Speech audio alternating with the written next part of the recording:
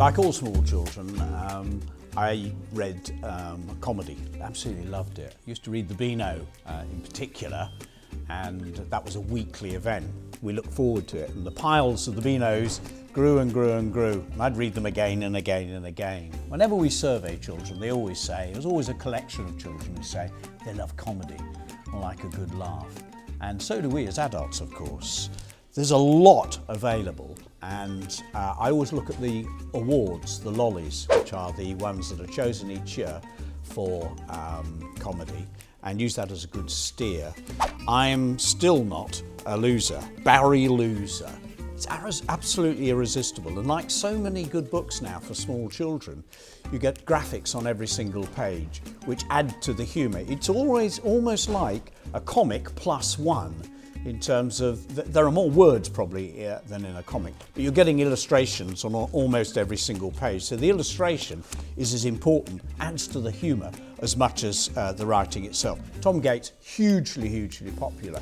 When I was choosing the books, I was on the lookout for series, because once you've captured them with one book, maybe read a little extract to your class and say, okay, there are 25 of these on the shelf, then the series does the job itself. They're reading at the same level, and of course they're motivated, they want to read themselves.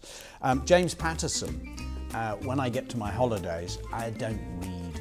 I haven't got my nose tucked into a Tolstoy.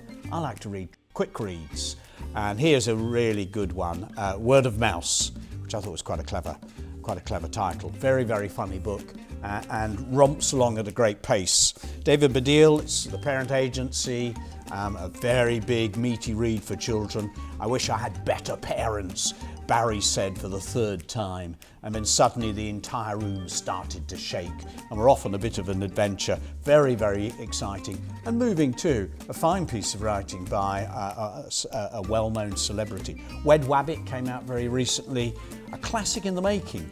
The Times described it, and I think it probably is. A quirky book, very unusual, but you'll have a lot of children who will enjoy reading that.